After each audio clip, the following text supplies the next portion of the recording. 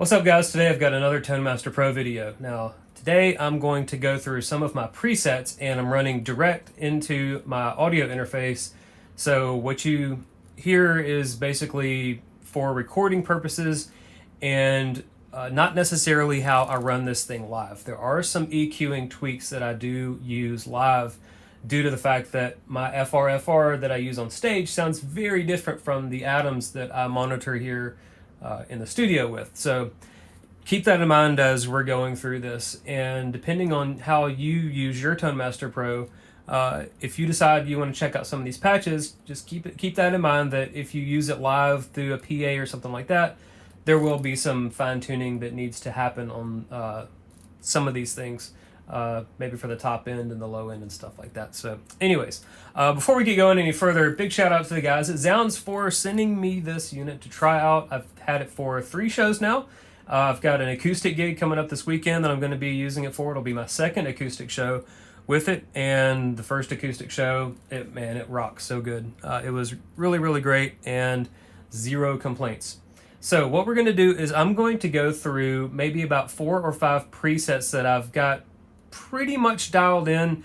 There's a little bit of tweaking here and there that happens every time I pull one up, but nothing major. The layout is very similar, if not identical, on just about all of them, and that's primarily for the consistency with the operational use of it. If I want to go from one amp to another, or whatever. So everything, the layout is pretty much the same.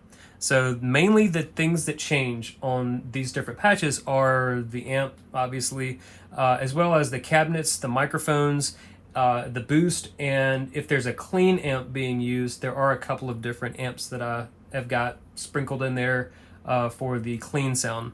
So anyways, we're going to go in here and we're going to start with the Jubilee, the amp near and dearest to my heart. So anyways, Tokai with the Sheptone Brian Kenneheck pickups into the Tonemaster, into the interface, and I've got the iPhone here filming so you can see what all goes on with the interface here and the buttons and all that good stuff. So yeah, let's go ahead and get going. All right, so this is what the Jubilee patch sounds like. I'm going to go through a couple of different sounds on the Tonemaster, and then I'll kind of poke around at the actual settings and show you what I've done to kind of get some of these sounds here. So this is how it sounds.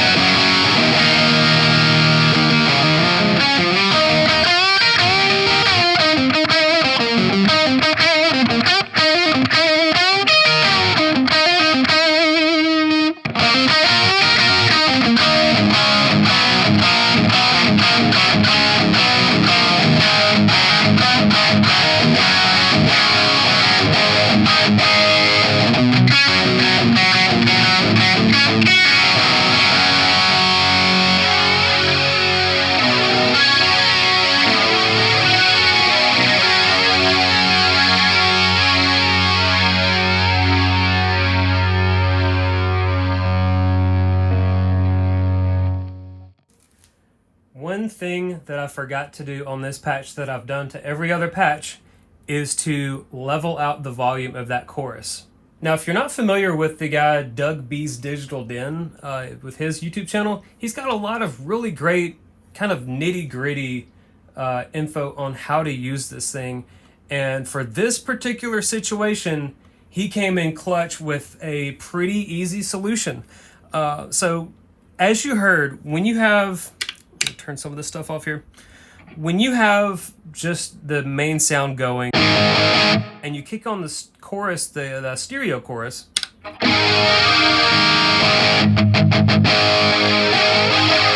there's a really big volume jump. Now his solution is to essentially put a volume pedal into the signal chain, and it's down here near the bottom. It's got some live action edits here going on showing you how to do this. And we're gonna scroll over here. We're gonna drag this over to the chorus. We're gonna go into the volume pedal and we're gonna pull it back to about 95 is where he did it, was where he set his. And I think it sounded pretty good there. So get back here, we're gonna bypass it because my chorus is bypassed, and you'll see why here in a second. Now we're gonna go into our foot switch. We're gonna edit our chorus switch. So it's on on-off. So what we're gonna do is we're gonna make sure that we have the chorus on-off, and we're also gonna toggle this volume. So essentially what happens is when we kick on the chorus effect, it's also gonna turn on that volume pedal at a reduced amount of volume. So what it's gonna do is basically just pull the volume back. And depending on how your patch is set up and how your which chorus you use or which other effect you might be using that causes a volume increase, you can set the volume pedal level to whatever you want. And you don't need an external pedal. It's kind of like a virtual volume pedal built into your signal chain. So because it's got more than one unit being activated, we need to give it a name. Instead of multi, we're going to call it chorus. So now, the result. Okay, so it's still a little loud, and we're going to back it down to 90.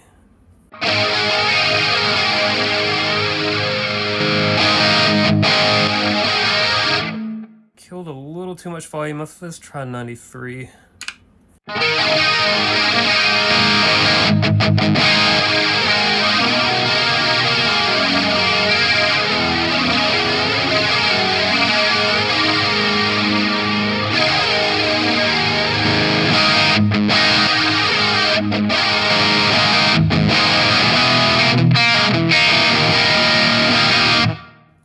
And we're going to save our changes. Just like that, we've got it fixed. So big shout out to Doug for that really helpful tip there. It's been driving me crazy with the chorus being just a little bit too loud. Not very noticeable at shows, but I could definitely tell in my in-ears that there was a bump happening that I really wasn't the biggest fan of, but I just kind of dealt with it. So I'm glad I have a fix now. So there you go. All right, now I'm using the Mark IIC clean channel for the clean setting on this patch. So I can go from this.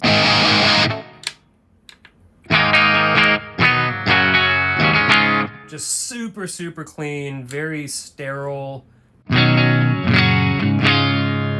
Just a very, very clean sound.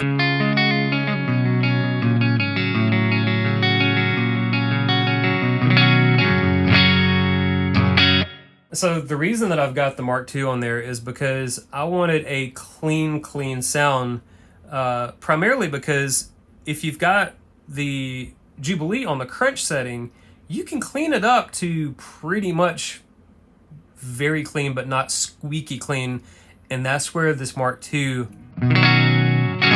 just zero dirt, zero bite on there, just a very squeaky clean. If I want...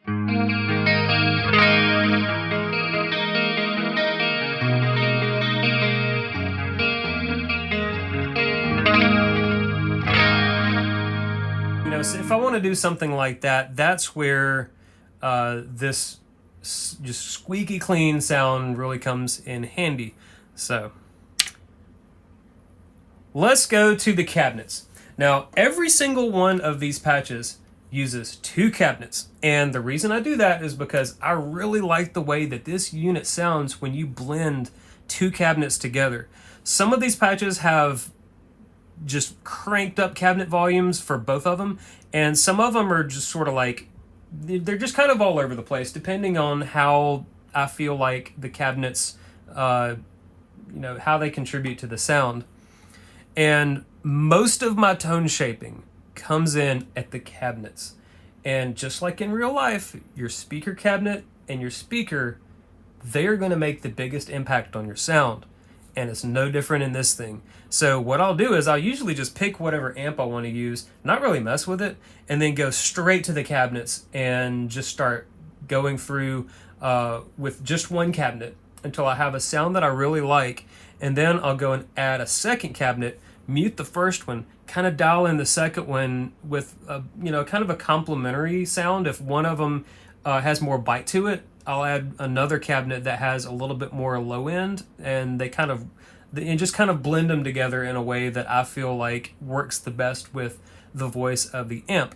Now, once I actually go in there and start tweaking the amp settings, that's when this kind of back and forth starts happening between the amp, cabinet 1 and cabinet 2, and eventually I'll end up in a place that I'm pretty happy with how it sounds.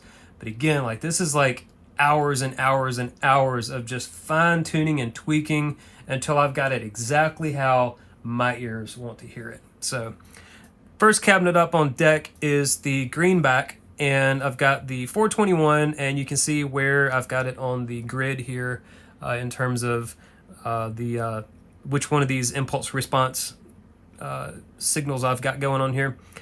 Another really, really big thing on the cabinet settings is the low cut and high cut. These are huge. So if you've got, say you've got a mic position that you really like, but it's got a little bit too much top end, like you've got it really close to the cap or the edge of the cap, but it's got like a little bit too much bite on there, just pull a little bit of that high filter down and it'll shave off just enough of that top end to where you can still have that clarity and detail of the microphone closer to the center of the cone, but without the harsh top end that you might not be wanting in the sound. So every single one of these, I have done a little bit of work on the low and the high cut for both of the cabinets. Second cabinet here, again, got the black back cabinet, and it's got 57 a little bit further away. And those are the settings. And the blend right here, you can see again, that's just sort of exactly blended to where I feel like both cabinets are complementing each other in just the right way. So now, every single one of these patches has a second row down here for a vocal mic. Now, I sing in our band doing lots of backup vocals, and so one of the things that I have on every single one of these patches is I've got the studio preamp, which I think sounds the best for vocals. I've got a little bit of hall reverb, and I haven't actually messed with this one yet.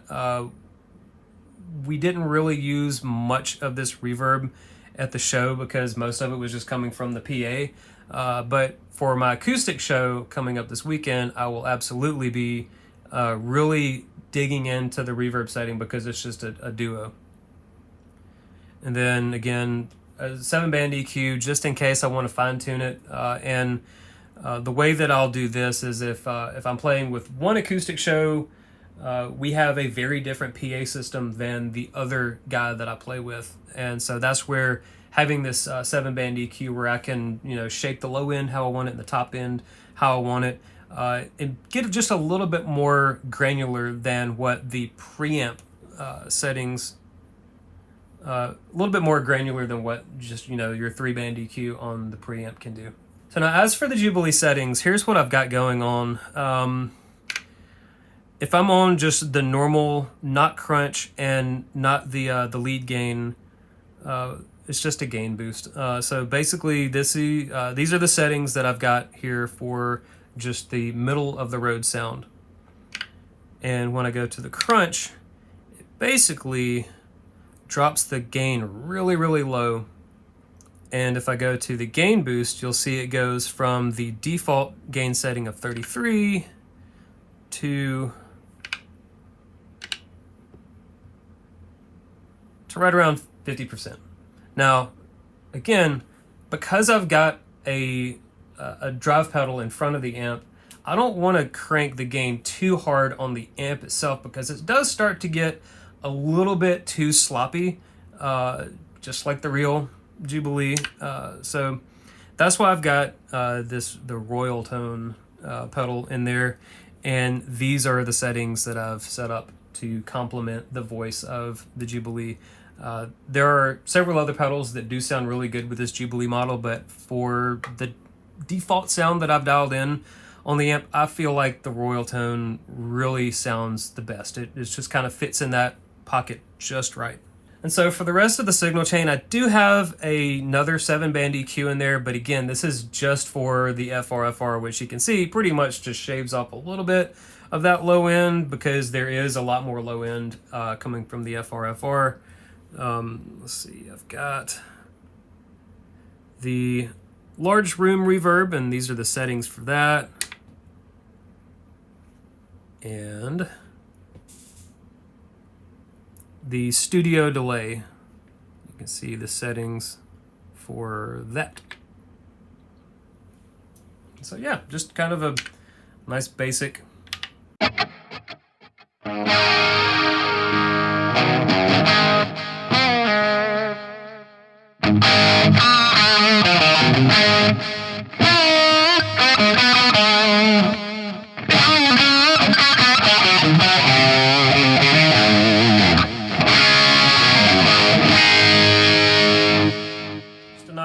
Clean, nothing fancy there with the delay. Again, there's nothing fancy about what I do with any of this stuff on stage. I'm very basic, and like the less weird crap that's going on with my sound, the easier it is for everything to get managed. And again, the songs that we play really don't call for anything kind of weird or kind of out there, or it doesn't have anything weird. 90s cover rock songs aren't weird. So yeah, let's go to the next patch. All right, now this is my JCM 800 patch. Here's how it sounds.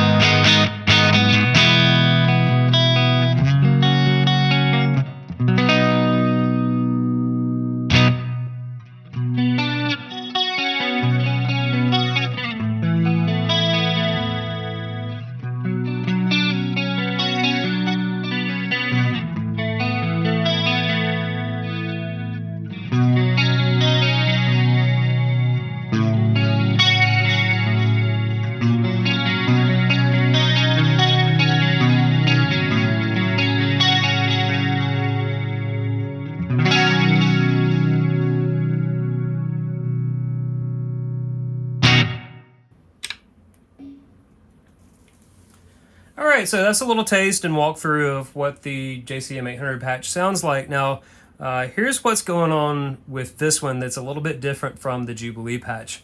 Obviously, we've got the JCM 800, but for the clean amp, I've got the Princeton Reverb, and these are the settings. I like just a very simple, clean sound, again, but it's not as clean as the Mark II was on the Jubilee patch. This has got a little bit more meat on it, and I think it complements the kind of this fatter sound of the 800 a little bit better. And for the gain in front, I've got the Klon, and these are the settings for that. Not too dissimilar from how I run my JHS Klon in front of the Jubilee. Now, again, this pedal does sound really good in front of the Jubilee on this on the Tonemaster, but I feel like I like the way that it sounded better in front of the JCM 800 than I did how it sounded in front of the Jubilee. So that's how I've got that set up. On the amp settings itself, here we go. Master volume cranked, of course, the best way to run an 800. And just a really healthy dose of gain as the default setting. And if I go to more gain, it just cranks the snot out of it. Gain, volume, all the way up, all the gain. For the cabinets, we've got British Greenback. You can see the settings there. And the Vintage 30 cabinet, which you can see the settings there. And again, there's nothing really different after the amp and the cabinets. The whole rest of the signal chain is pretty much the same. The exception to this patch, though, is that I do have this Dimension chorus going on with settings 3 and 4 activated. Now, the Dimension, it sounds a little bit different than the what I assume to be is the chorus ensemble CE5 that the stereo chorus is on the Jubilee patch. But again, I wanted something a little bit different. It's still kind of got that big, luscious surround sound nature to it, and sounds great. Sounds just like the Dimension that I used to own. So yeah. One other thing for playing these live shows for the solos, the way that I have this set up is I just have a boost there, and right around 2.5, maybe 3 is the where I feel like a comfortable bump in output volume. So yeah, that's how I do solos. That's how I have it set up. Pretty simple. Let's go to the next patch. All right, this is the Uberschall patch. Now, disclaimer, I am not skilled in the ways of playing the guitar that could really do this kind of an amp justice. There are other channels out there for this kind of playing that someone that would own an Uberschall would play. But we're going to give it a try here.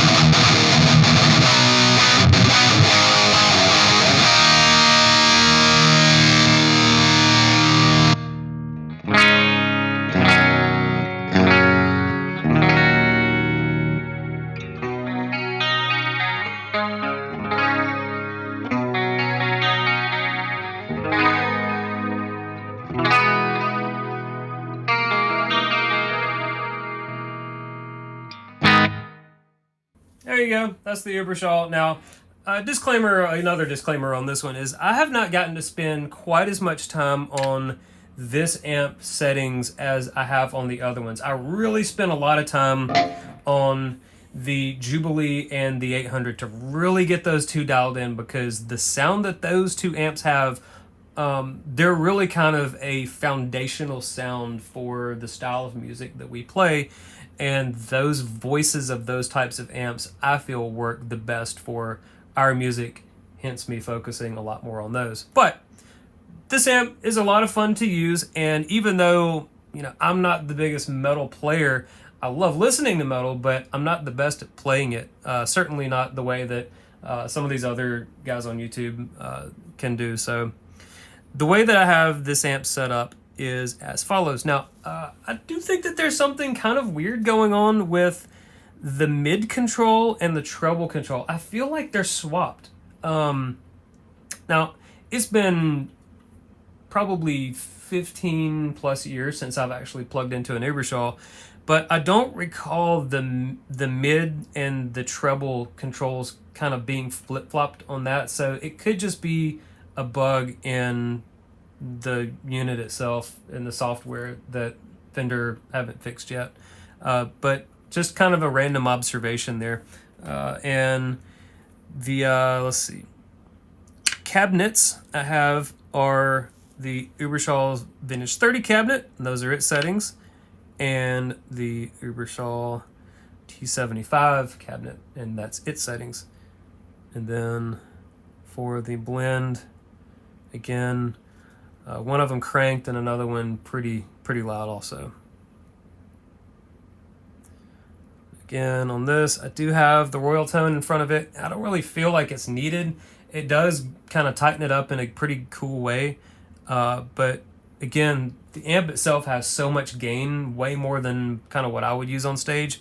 But if you wanted it tightened up, then the Royal Tone certainly does that. Again, you're probably not using PAFs if you're playing through an Uberschall. I mean, you could. I think it sounds good either way, but I got the feeling that most players that are plugging into this type of amp have hotter pickups than what this guitar has. And again, everything after the amp and cabinets still the same. And also, clean amp, we went back to the Mark II. Again, squeaky clean, not necessarily because the Uberschall can do a decent crunch. I don't think it can at all. I haven't actually tried it, so I could be wrong. But going from squeaky clean to high gain, I mean, that huge shift, like, that kind of seems fun. So that's why I did it. I don't think I'll ever gig with this patch, but I decided to just play around with it to see what I could come up with, and played with it enough that I feel like it's something that I'll throw up on the community patches. So yeah. All right. Last but not least is the Mark II-C, and again, I've got the Mark II clean amp in as the second channel, and the cabinets are greenback cabinet. There's the settings, and the Vintage 30 cabinet.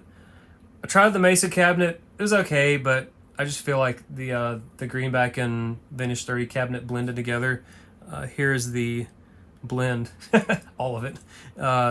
These two cabinets put together, I think, sounded the best for what I wanted to get out of this amp. Here are the settings.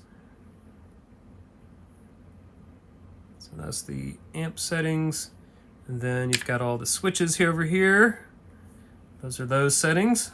And the graphic EQ, that's what that thing is looking like. It's very kind of the default settings. They sounded great right out of the box. I really didn't do a whole lot.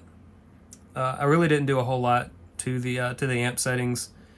They kind of just worked right out of the gates with the default settings. And then here is the Klon drive. Those are the settings that I've used for that. A little bit more treble than I typically would use, but like my Mark II-C, or I guess the studio preamps that I used to own, I really didn't boost those things. I just kind of used the gain that they had, which was a lot of gain, and just sort of rolled with it. But again, it didn't really like any of the drive pedals that I tried in front of it. It was extremely picky. and the ones that sounded okay were kind of just that. They were just okay. So thankfully, this Mark II and this unit, it does take drives a little bit better, but again, most of the gain I have set coming from the amp itself. So let's hear what that sounds like.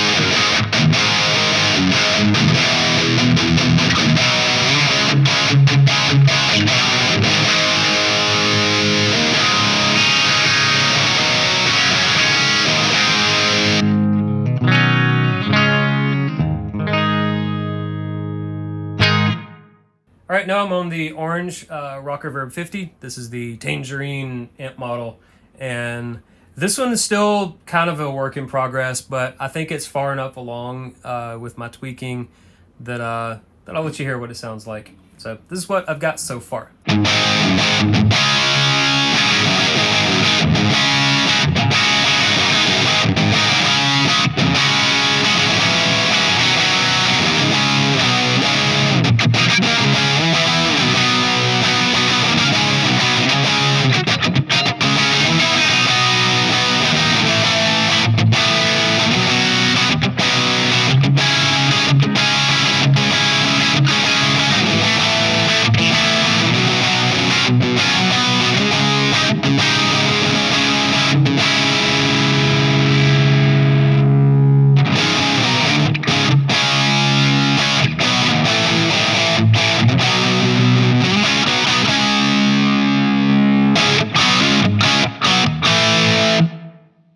I haven't even swapped the. I haven't even got my switches set up right. I was going to the boost thinking it was the drive pedal in front of the amp, but aha, it's over here.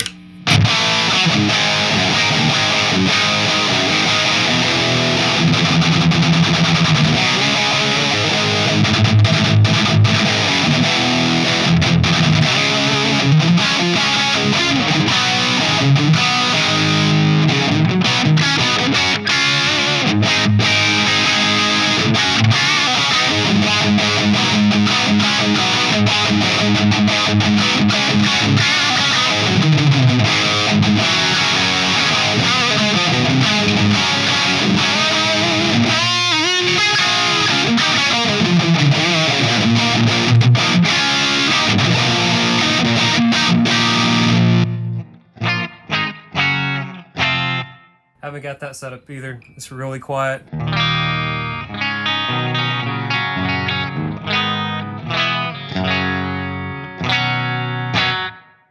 Let's poke at this.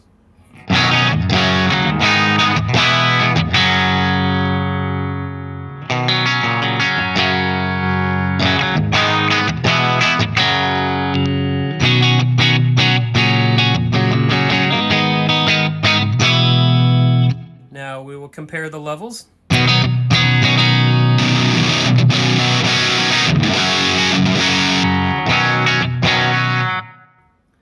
Pull the treble back a little bit here.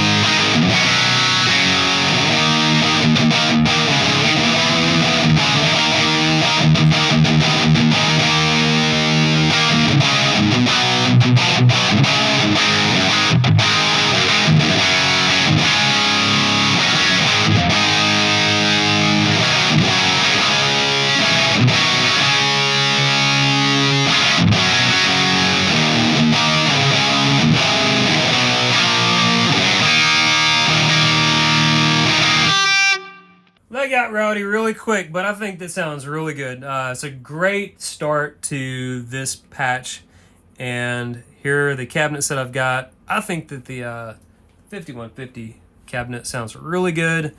Went with a slightly different microphone that I really don't have in any other of my patches so far, as the RE20. And on the orange cabinet, of course, I had to at least try it out to see what the orange cabinet sounded like with the orange amp, and it sounds really good.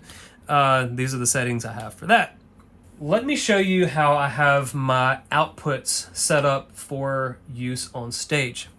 Now, the way that this works is, again, I have not set this one up yet, so it's a good opportunity for me to explain. The upper path, the guitar, I want that only going out of outputs 1. So you've got 4 different outputs that you can choose from if you want to run the guitar signal. So upper path, I do not want on output 2. That is for the vocals. The reason for this is because I want a dedicated guitar signal and a dedicated vocal signal going into our PA, so that we can, set the EQ level, the effects, all that crap. So we can have control over that, both out of the PA and in our in-ears. So for that reason, I turn off the mix for the upper path on output 2, so that it's only the vocal path going out output 2. Same for output 1. Only guitar goes output 1, and the vocals are turned off. Now, here's where my trick comes in for using the FRFR on stage. I send the headphone output of this unit into the FRFR, and what I do is, depending on what type of show we're playing, I will have the lower path turned off. So the full band, I just want guitar coming out of it, just sort of like a guitar cabinet behind me. So I turn the headphone output off, I turn the vocal path off on the headphone output, so it's just the guitar signal going out.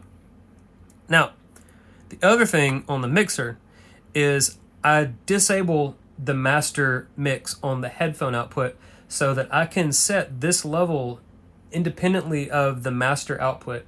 Now what this lets me do is it lets me control the volume output going to the FRFR behind me from here, and not mess with either the vocal or the guitar signals going to the PA. So we control the volume from the PA through the iPad app, and my FRFR, if I need to make any adjustments on stage, instead of having to turn around and kind of fumble down on the floor behind the speaker for a little volume knob, I can quickly adjust it here, and it's just one push and kind of tweak the volume knob, push it again, you're done. It's like 3 seconds to adjust it. It works great, and that's how I use it. So that's how I set up my outputs and the mixer and all that good stuff. Yo, we're back here at the desk because your boy forgot his lavalier mic, and thankfully the iPhone got some pretty good audio recording quality out of the video, but I stopped filming for the outro, and basically what I said was that I'm uploading all of these patches to the community page. You can search for Fast Red Pony Car and you'll find all of my patches there. If you've got a Tonemaster, I want to hear what your thoughts are on these patches and sort of how they translate to your workflow, your equipment, your guitar, your whatever. And if there's any improvements that I can make, then I'm always willing to learn more about this thing. So yeah, I think that there's probably 2 more videos that I've got for this unit coming out. Whenever I get the FR12, their Fender's own FRFR, I want to hear what this unit sounds like through that. And I also want to hear kind of how that sounds compared to my ZLX. And I've got 2 more shows. I've got the acoustic show coming up this weekend, and I believe the next weekend we've got another full band show that I want to use my JCM 800 patch and hear how that sounds. For the previous 2 shows I've used the Plexi was the first show, and then the Jubilee was the second show. So really curious to see how the 800 patch translates to the stage. Anyways, big shout out to the guys at Zounds. They're giving me my sweet time with this to really get to know the unit instead of just scrolling through the presets and kind of giving my hot take on it. Really getting to sit down with this unit and learn how the amps work, how the cabinets sound, there's a lot there. It does take time, but it's very easy to navigate and poke around with. The time-consuming part is just kind of fiddling with the cabinets, the speakers, the microphones, the impulses, and the amps to really get it sounding exactly how you want it to sound. So hopefully my video gave you guys some tips and tricks on how to improve your own patches, and just let me know what you think. And I've got, like I said, 2 more videos coming out, and we'll see where this road ends with this Tonemaster Pro. Anyways, I will catch you guys in the next video. Thanks for hanging out with me. Take care. Bye.